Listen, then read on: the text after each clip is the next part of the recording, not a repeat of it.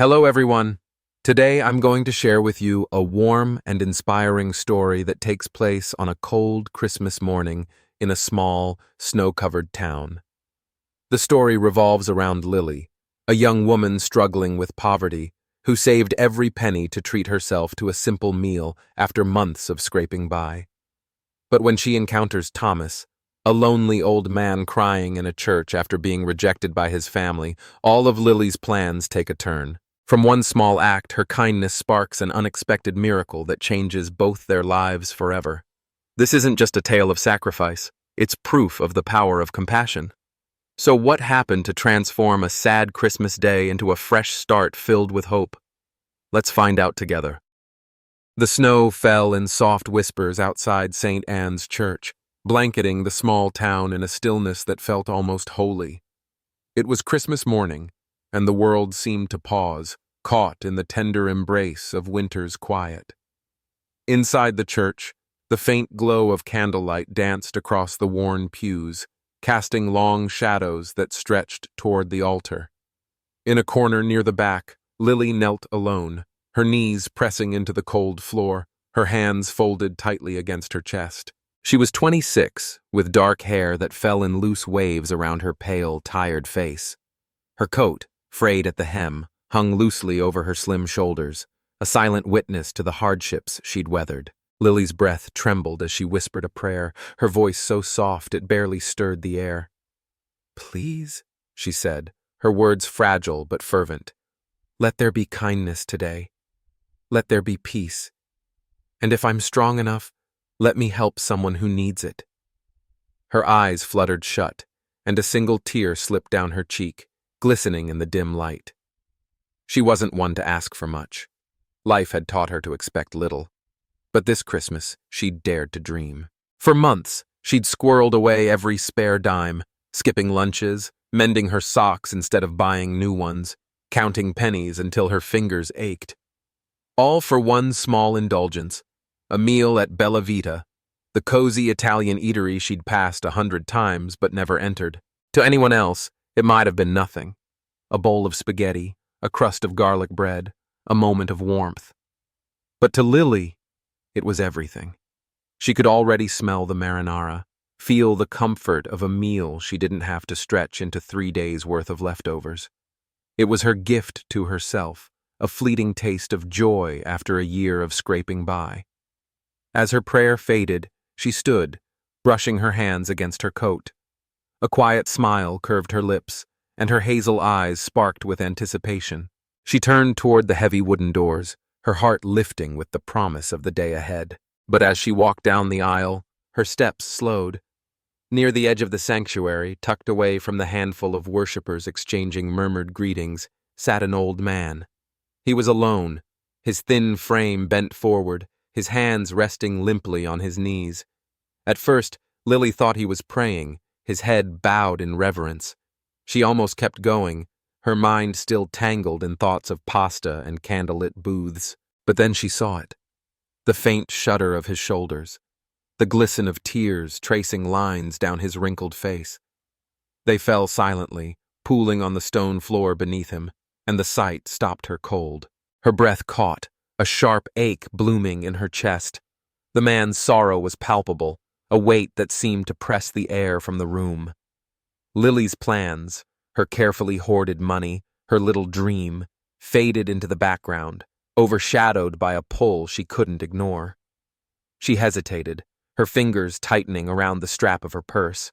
What if he didn't want company? What if she overstepped? But then her own prayer echoed back to her, "Let me help someone who needs it," and she knew she couldn't walk away. Taking a deep breath, she stepped closer, her boots whispering against the floor. "Sir?" she said softly, her voice trembling with care. "Are you okay?" The man startled, his head jerking up as if he'd forgotten he wasn't alone. His eyes, pale gray, clouded with age and grief, met hers, and for a moment he looked lost. He swiped at his face with a shaky hand, trying to hide the evidence of his tears. "Oh," he croaked, his voice rough and broken. "It's nothing, really. Just old memories." His words were a thin shield, and Lily saw through them instantly. She sat beside him, leaving a careful space between them, her presence gentle but steady. "Sometimes," she said, her tone as warm as a hearth fire, "sharing makes it hurt a little less. I'm here if you want to talk." She didn't push, didn't pry, just offered, her eyes soft with understanding. The man glanced at her, surprise flickering across his face, then something softer. Relief, maybe. He swallowed hard, his lips trembling, and after a long pause, he spoke. "I thought I'd have a family today," he said, his voice barely audible. "My daughter, my grandson. I haven't seen them in so long. I went to their house this morning, brought a little gift, a wooden train for the boy." His breath hitched, and he pressed a hand to his chest, as if holding himself together. "I thought they'd let me in just for Christmas, but they said no, said they were busy, didn't even open the door all the way." Lily's heart twisted, a dull pain spreading through her. She could feel his rejection, sharp and cold, as if it had sliced into her own skin. "I was so sure they'd want me there," he went on, his voice cracking. "I've missed them every day, but they turned me away, and now I'm here, alone. I came to the church because I didn't know where else to go." He wiped his eyes again, his hand unsteady, and the motion broke something in Lily. She wanted to reach out, to hold that trembling hand, but she held back, letting her words carry her compassion instead. "I'm so sorry," she whispered, her voice thick with emotion. "No one should feel like that. Not today.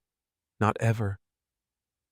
The man nodded faintly, his shoulders sagging further, and the silence stretched between them, heavy, but not empty.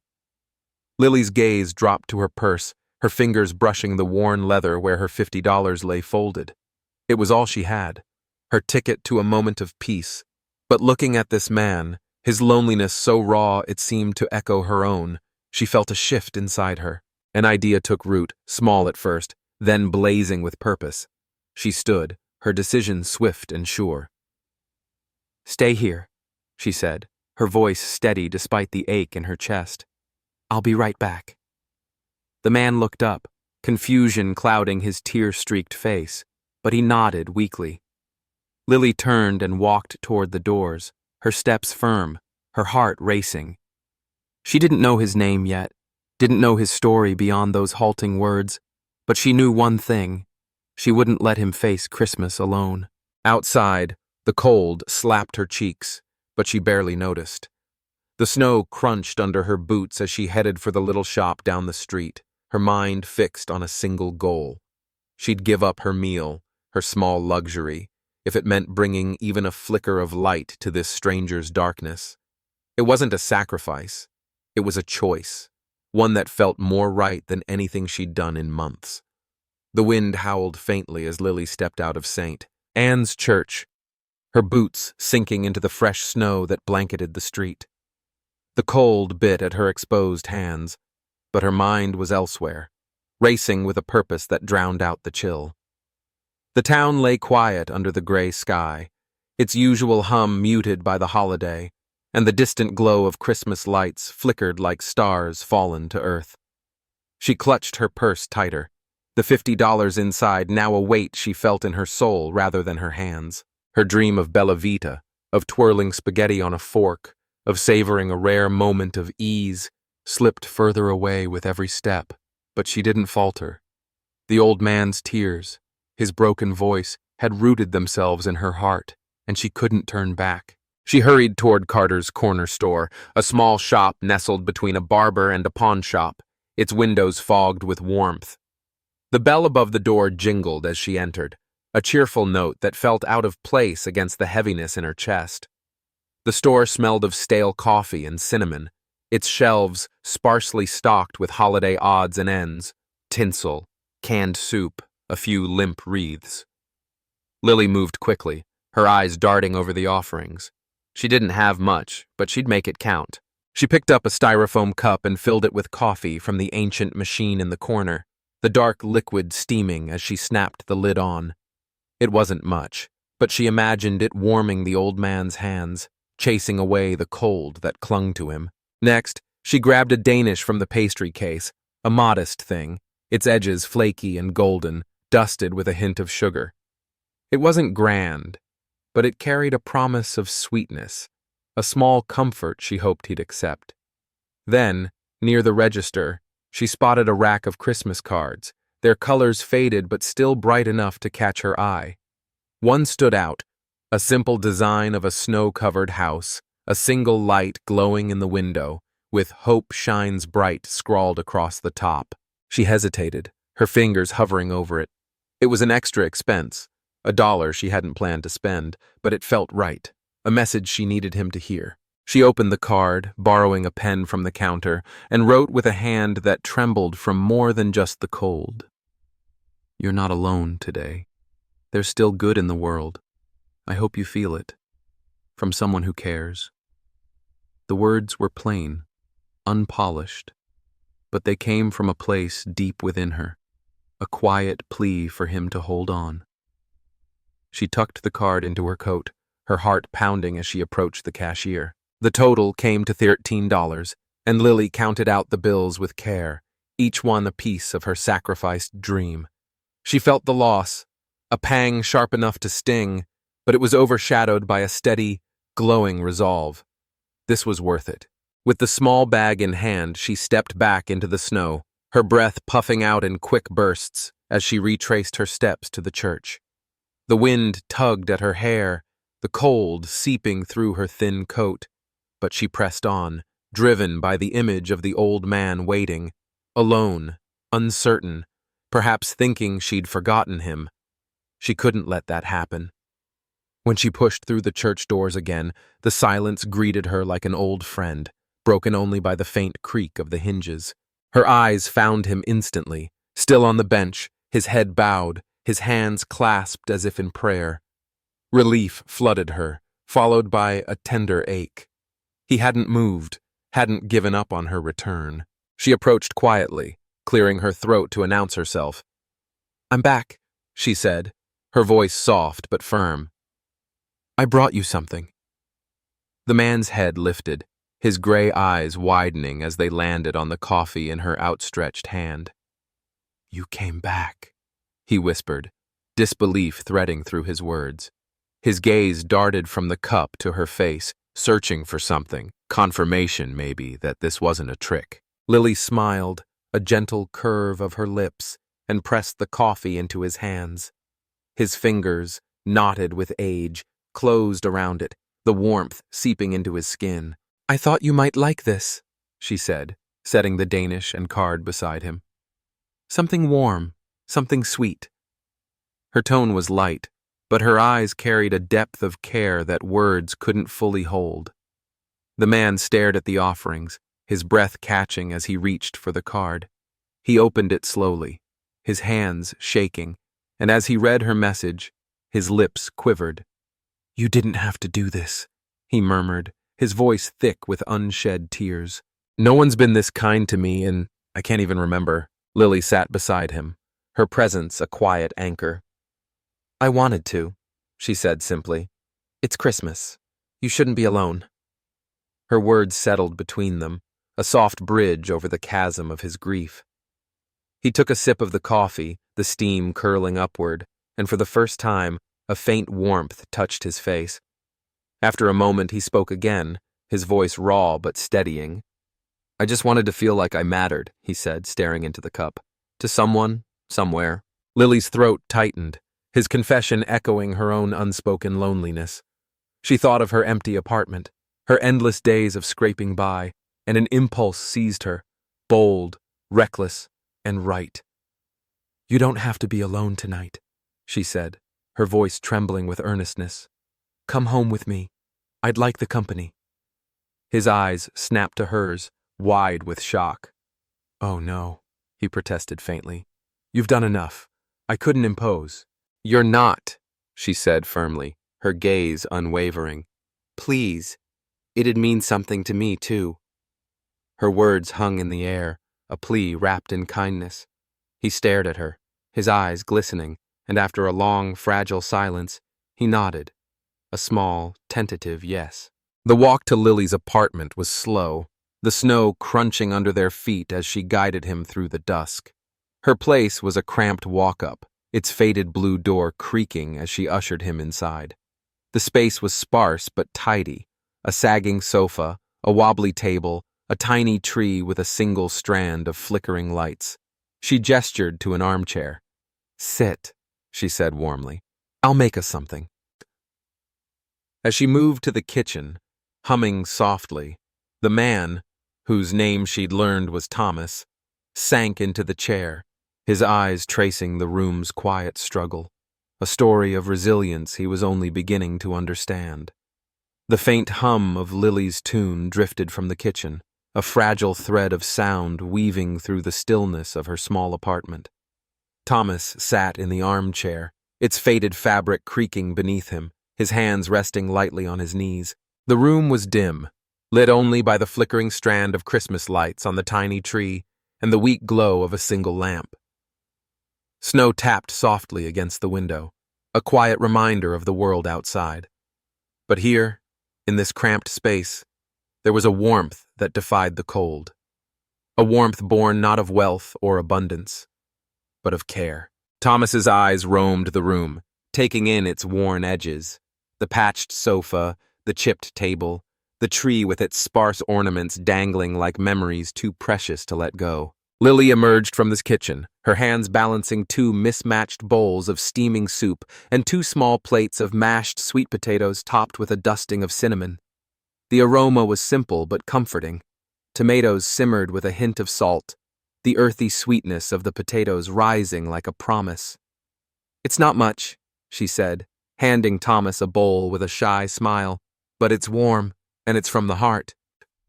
She sat across from him on the sofa, cradling her own bowl, her hazel eyes catching the light in a way that made them glow with quiet resilience. Thomas took the bowl, his fingers trembling as he inhaled the scent.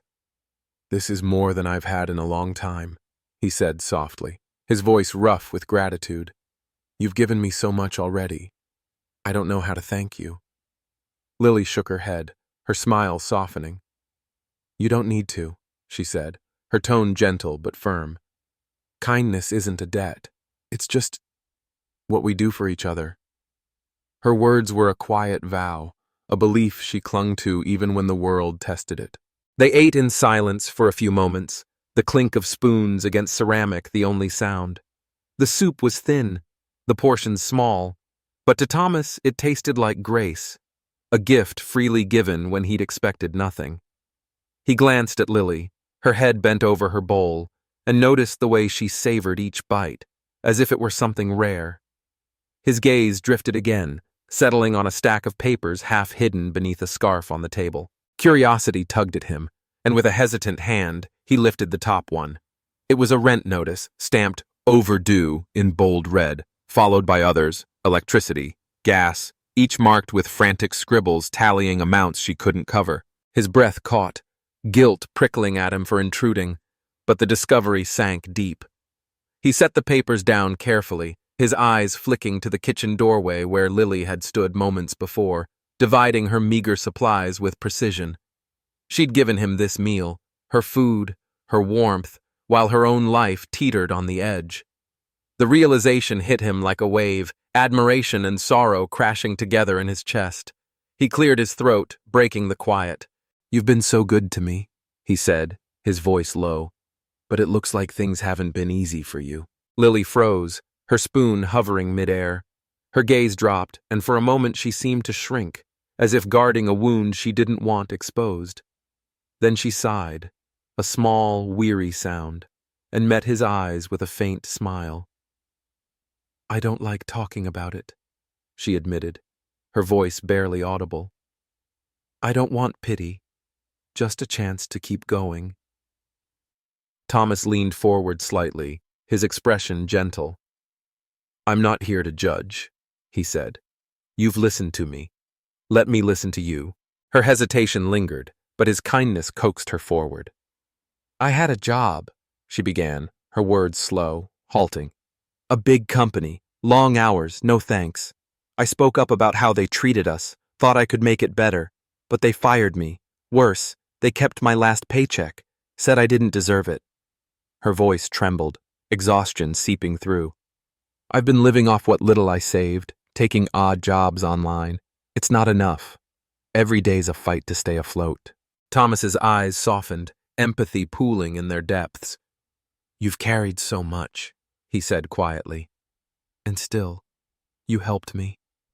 Lily nodded faintly, her hands twisting in her lap. I wanted to fight them, she murmured, but I'm too tired. I just need work, something to hold on to. He watched her, a quiet resolve flickering in his gaze. Hope's a stubborn thing, he said, his voice steady. It finds you when you least expect it. Lily tilted her head, puzzled, but let it pass, their talk shifting to lighter things. Later, Thomas rose to leave, thanking her with a warmth that lingered in his eyes. You've given me a Christmas I won't forget, he said, stepping into the snowy night. Lily smiled, closing the door, and returned to her desk, her freelance work a dim hope against the darkness. An hour later, a sharp knock startled her. She hesitated, then opened the door to find Thomas standing there, flanked by 3 suited figures, lawyers, their faces calm but purposeful. In his hands was an envelope wrapped in festive paper. Lily, he said gently, I couldn't leave things as they were. She blinked, confusion clouding her eyes. What's this? She asked, her voice small. He handed her the envelope. Open it, he urged, his smile knowing. Her fingers shook as she tore it open, revealing a check, enough to erase her debts and more. I can't, she stammered, but Thomas cut her off. You helped me when I was nothing to you, he said, his tone firm. I know your story. The pay they stole. The fight you couldn't face alone. He gestured to the lawyers. I own a law firm. These are my best. They'll take your case, get you what's owed. You won't struggle anymore. Lily's breath hitched, tears welling as the weight of his words sank in. This man who'd seemed so broken was her savior, a quiet giant moved by her kindness. Months later, she stood outside a courthouse, clutching papers that declared her victory. The company had paid, her burdens lifted, all because of a stranger she'd fed on Christmas night. As she looked back at Thomas, gratitude overwhelmed her. Her small act had sparked a miracle, proving that kindness, however humble, could change everything.